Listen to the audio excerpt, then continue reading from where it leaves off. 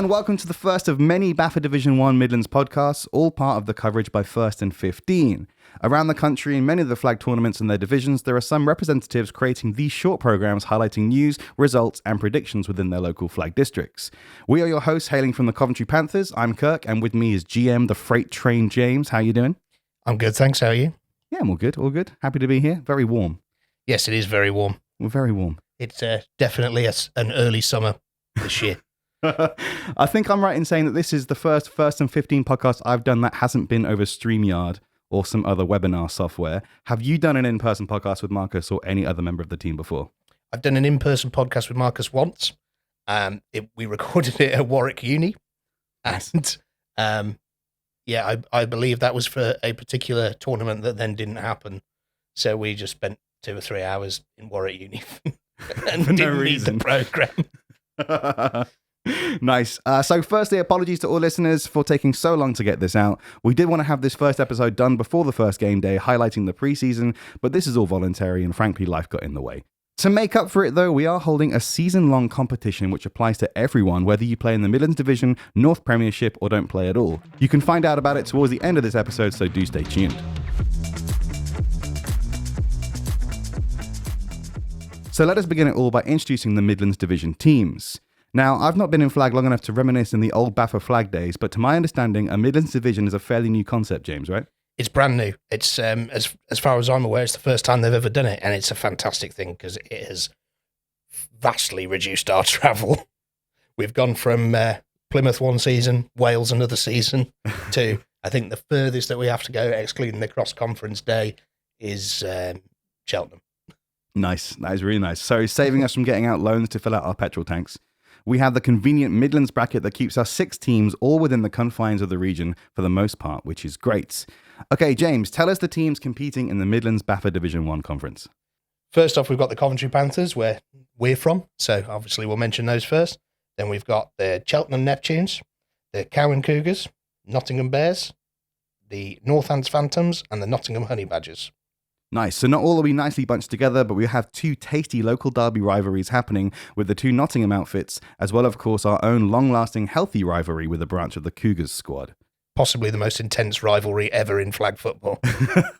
You say that pretty much about any team we play. Yeah, You've said it about Raccoons, you've said it about everyone. Yeah, name a team that we're not friendly rivals with. Fair enough. Okay, so let's for a moment pretend that game day 1 hasn't happened yet, and we don't know any results or mad insights into the division. Let's quickly talk about what we know about them from previous meetups, starting with, who would you place towards the top of the table by the end of the season? Without knowing anything really about the division, and because it's been a few years since we've been in BAFA, so it's quite interesting for us because we're new to and from the outside. I personally would bet my money on the Neptunes being up the top end of the table this year. Mm-hmm. They played really well last year when there was no divisions at all, so they were competing with some Premiership teams. And I think they've got it in them to really, really go far this year. I myself have only played the Cheltenham Neptunes once in an affiliation friendly and don't know too much about them other than a few of them attended the school I went to for sixth form. Big up Bourneside. What's your opinion on them as a rounded team? I think they're a fantastic team. I think they've got a lot of talent in almost all the positions. There is no one who you could pick out as a weak member or someone that you really need to attack when you see them come onto the field. We've got a great relationship with them anyway. We helped them get affiliated. They helped us get re-affiliated. So, Ben and the guys are really, really good, and they've got a very strong squad. So now the little I know about the Neptunes is far greater than what I know about the rest of the teams competing in our division. To be honest, I think I'm probably only here because I have all the audio gear. So I'm just going to let you talk about some of the other teams from your experience with the Panthers. Let's do 1 or 2 sentences going down the list, including us, and where you think they'll end up after all 2022 game days. Honestly, like I say, because we've been out of the league for a while, we don't have all of the up-to-date scouting reports yet. But I really think that we've got a good, strong division that's going to be very, very competitive. I would like to think that we'll come near the top. I think we've got a very strong squad, and I could talk for hours about our squad and how much we've grown and developed. It's been a long time since we've played in a BAFA competition, so it's really nice to get back into that and have a totally different outlook compared to playing in other leagues more recently. We've got the Cougars, who are a fantastic squad. They've got a lot of very strong players. I believe most of them came over from the Black Hawks originally. And they've kind of amalgamated with the Cougars, who are a fantastic squad on their own as well. So they are definitely one to watch out for. And that's the Bedford Black Hawks, not the Newcastle. Yes. that'd be a long travel. That would definitely be a long drive. Sorry, Newcastle.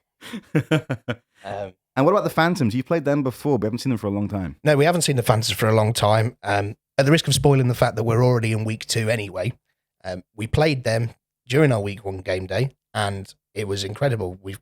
They've always been a team that we've found to be quite competitive with us. Mm-hmm. We've always found that they have some really strong players, and they've got a very friendly, welcoming squad that are always keen to have a good competition, and they seem to really, really play well. They've come a long way since the last time we played them. Do we know much about the Nottingham teams? Have we played them many years in the past? The Nottingham teams, I really can't comment on. I know a few players from the Bears. I know we've had a few players that have played with some of the Bears at various points. Mm-hmm. Didn't we have a Bears player come down for the Panther Bowl? Yes, we did. Yeah, we've got some close links with some of the players in the Bears, and our own Lee Chapman played with them for a bit as well. But I can't really comment much. We played the Honey Badgers a long time ago, and I think I'd say they're a different team to the team that we played, so I can't really comment. Likewise with the Bears. Which makes it really interesting. After the time I've been in the Panthers, we've pretty much had this rivalry with Raccoons. We know the Raccoons inside out. We know all their players. We play all their players. And every time we come up against them, we have people like Tyler and yourself saying we need to watch out for these people, do these things. This time I'm realizing we haven't got that much information, and it's a case of do everything good. We don't know how good they're going to be. It's definitely a blank slate. We really, really got to just kind of play it by ear, and we can plan as much as we like, and we can, watch their games while we're refereeing and try and learn a bit, but we're never going to be able to plan to the degree we have with some of our closer rivals. Nice. Okay, nice. So that is our team and our division for this year's BAFA Division 1. Okay, as we know, last Saturday was game day 1 in Northampton at the Phantoms home ground. So there's plenty of drama that day, there, wasn't there? Yeah, I think most of the drama came from BAFA rolling out the new Playways system. I think the rest of the league will be able to sympathise with that. We had some last-minute squeaky bums around whether rosters would be checked properly and people had the correct documentation and everything, but it all seemed to work out in the end. It did. Back to paper. Yeah, back to paper. What was ever wrong with that? I'm holding paper right now. What was ever wrong with paper? Not environmentally friendly, Kirk. This is true. Oh, do you know what? Yeah, we can recycle it. We can recycle. But Playways is back this weekend, so do make sure your things are up to date, or you will not be playing us. Playways is back with a vengeance. Back with a vengeance. So let's talk about the results and were there any surprises along the way, James? I don't think there was a massive amount of surprises. Based on the fact that we don't know a lot about the teams, it's difficult for us to be surprised by any of the results. True. I'm sure there will be some shocking results and some definite curveballs thrown in. But this week, it's week 1. There's not much you can say that you can expect because you spend hours and hours at training planning for week 1 and you never know what's going to happen. Mm-hmm. I think it was you that mentioned at the game day last week, which was really interesting to me, which was everyone thinks you're at your peak at week 1 because you've spent 3 months in preseason getting it all together. But because we don't know the teams or even if we did know the teams, we don't know this year's team. Yeah. And we're not really in our stride until the 3rd or 4th game day. That's it. Until you get to mid-season, you're really just kind of dusting the cobwebs off. And like us, we've been training consistently since January. So we've had 3 or 4 months under our belts, and you feel like you're in your prime and that you've prepared everything and you're ready to go. And then until you actually go out on the field, you really haven't got a clue. Mm-hmm. So the first one we're looking at is Northants Phantoms versus Cowan Cougars. They beat the Phantoms 41-26. Well, I think it was a well-fought game. I think it's really interesting to see.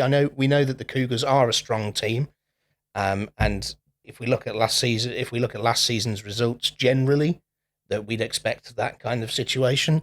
However, I think it's really good to see that the Phantoms put up 26 points against them, mm-hmm. And I think that is a closer game than the score probably indicates. Yeah. Next up was Neptunes Honey Badgers with a 38-0. Yeah, first blowout of the season. I can't necessarily say too much about that. I didn't watch the game, but we know that the Neptunes are a fantastic team. We know that they're really, really strong and that their squad was definitely on the ball that day. So I can't fault them, and I can't fault the Honey Badgers for going out and giving it their best shot. Mm-hmm. Absolutely. Next up, we have Cougars again, this time against the Bears, 39-13. Yeah, so that was once again a strong result for the Cougars. You can't fault their performance.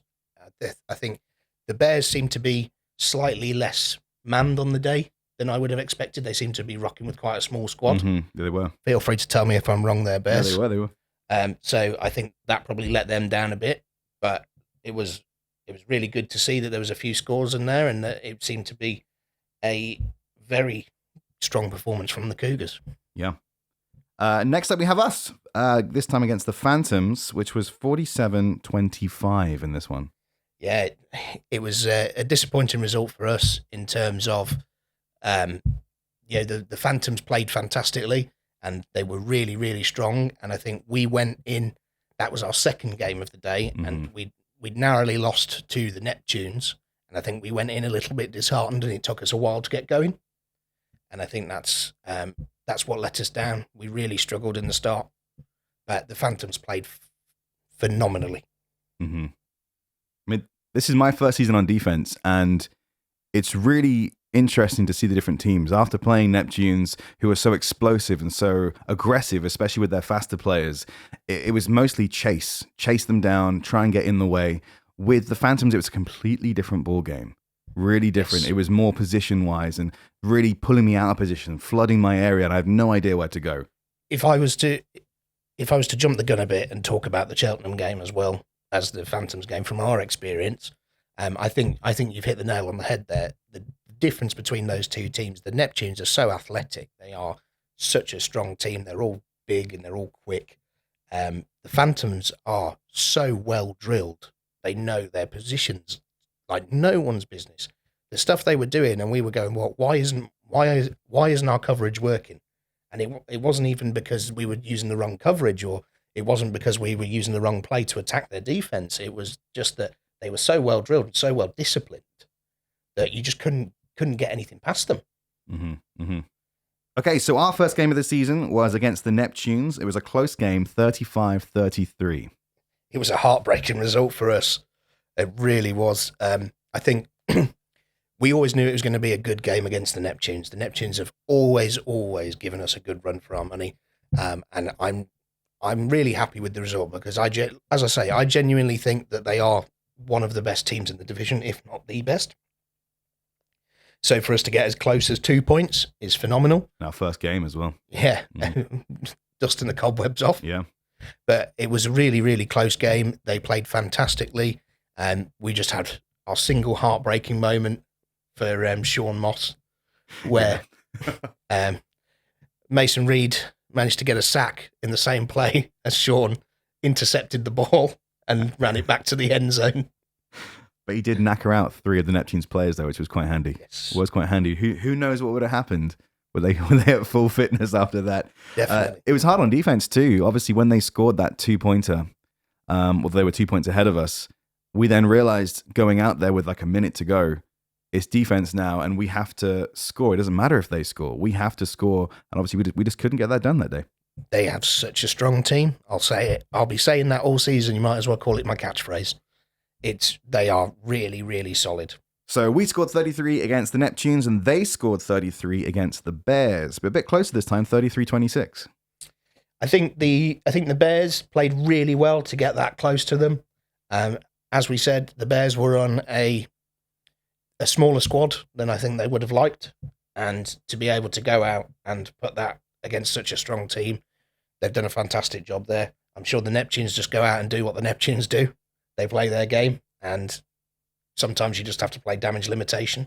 But 33-26 is a really, really good result out of that. So the Honey Badgers were perhaps a bit like us on our preseason game day, unlucky in taking the top 2 teams, in our opinion anyway, early. Yes. And they had to take the Neptunes, which obviously they scored nothing against, for 38-0. And then they had to take on the Cowan Cougars, which also was a 33-0 result. Yes, it's unfortunate to have a baptism of fire like that. I think we don't know enough about the Honey Badger squad yet to really be able to make a call on how they played. But going against 2 of the strongest teams in the division, you can't fault them for going out and giving it their best. Okay, so the end of the first game day, here is our table of results. We have the Cougars ahead on 9 points, with Neptunes also on 9 points, but Cougars simply ahead on goal difference there, on point difference. We then have the Phantoms in third with 3 points with their 1 win, and Panthers, Bears, and Honey Badgers all sharing 0 points with their 2 losses each. Panthers are at the top there again on point difference, but closely followed by the Bears, and of course Honey Badgers still awaiting their first points so far this season.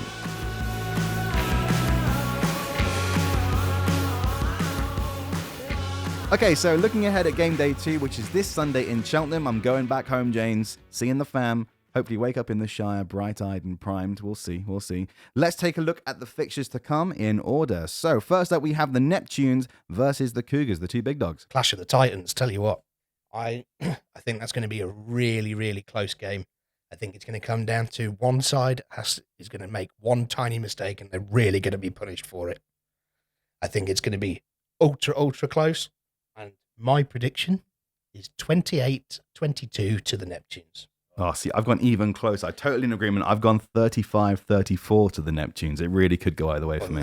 That would be a game to watch. Absolutely. I'm kind of sad that we're playing at the same time. I know, tell me about it. Because we are playing the Badgers, who are looking to score their first points. Honey Badgers. The Honey Badgers, who are looking to score their first points. What do you think? I think we're a strong squad. I think going off the performance from game day 1, I think we're going to take that one. I wouldn't be doing my team justice if I didn't say that we were going to take it. I think it's going to be a good game. I think it's going to be a well-fought game. And my score prediction is 31-13 to the Panthers. Nice. I was mentioned to a few guys when we had a bit of a meeting on Saturday that I wouldn't underestimate the Honey Badgers. Definitely not. But because we don't know anything about them, really, I didn't even really get to watch them play last week. Mm-hmm. I can only go with my gut. Exactly, same here. But I think they're going to come out fighting. But I think I've been a bit harsher towards them and more in our favour. I've gone 33-6. That's the defender in you right there. That's you having the pride that you don't want to let more than one score in. Exactly. If they have to score, I hope it's just the one. Yeah. Next up at 1 o'clock, we have the Cougars against the Phantoms, already our first repeat game. Yeah, so that game happened last week, and now the Phantoms get another go at the Cougars. So that's going to be really interesting. I'm hoping to see that both teams have learnt a bit from their first clash. Exactly. And that I think the scores are going to reflect that. So I've let it go a little bit closer than their last one. I've gone for 35-21 to the Cougars. Mm-hmm. I've gone for a similar kind of goal difference there with 42-35 to the Cougars. I think it's going to be good to see how those two teams have developed over the past couple of weeks. I mean, you've got 1, maybe 2 training sessions to try and take what you've learned and implement it. Mm-hmm. It's going to be a challenge. But also really fun to watch. Really good one to watch. Once again, though, we're playing. We are playing again. We are playing the Bears this time. The other Nottingham team, we go all the way to Cheltenham to play the furthest away team, which is interesting. But we have played at Cheltenham before, and I do like it there at the Tigers ground. Yeah, the Tigers ground is great. Ben's done a great job getting that venue. And they always put on a good show. They always get a few snacks and drinks out for us. They're nothing if not hospitable. Hospitable is the word. Try and say that through a microphone again. Hospitable. What do we think is going to happen between us and the Bears? I've really struggled with this one, to be honest, because after last week's showing where they were a very small squad, I don't know. That could be the maximum size of their squad. They could be bringing an army of people this time. Maybe the whole of Nottingham, minus the Honey Badgers, are going to be coming to Cheltenham to play.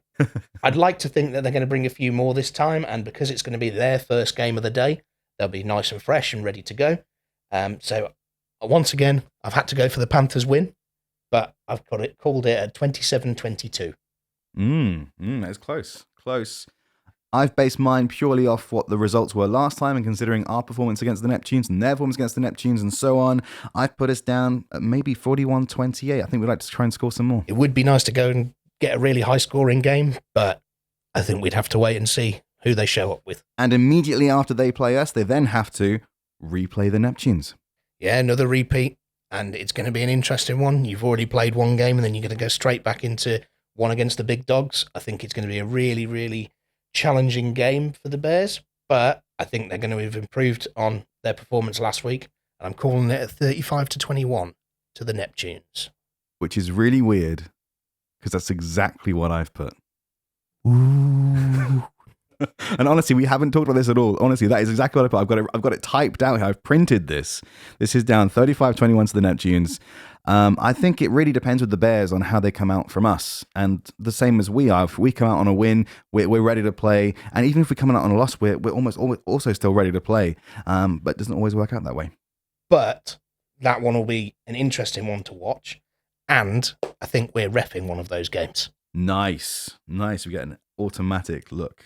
So at the same time as Bears v Neptunes, we have Phantoms versus the Honey Badgers. That's going to be a good game. I think it'll be really interesting to see how those two teams match up. Like I say, we don't know much about the Badgers, but I really think that they could give them a good showing. Based on last week's scores, though, I can't be too generous, so I've called it a 33-7 to the Phantoms. Nice. Yeah, Phantoms did put up a lot of points against us. It was really frustrating to be in the game, but impressive to see outside when you watch it back. And you definitely can't count the Honey Badgers out of anything. Exactly. Which is why I think they're going to come fighting back, but I think it's going to be 33-12 to the Phantoms. Phantoms, if you don't score 33, I'll be very disappointed because we've both agreed on that one. Penultimate game of the day is Neptunes versus the Phantoms. Yeah, that's going to be a tough game for the Phantoms, I think, especially if they've just played the Honey Badgers as well. They've got a busy game day that week with 3 games, but I think they're going to give the Neptunes a good run for their money. So my prediction is 42-27 to the Neptunes. See, I've also got a 42 in mine, but I put 42 to the Phantoms with 47 to the Neptunes. You're expecting a proper shootout.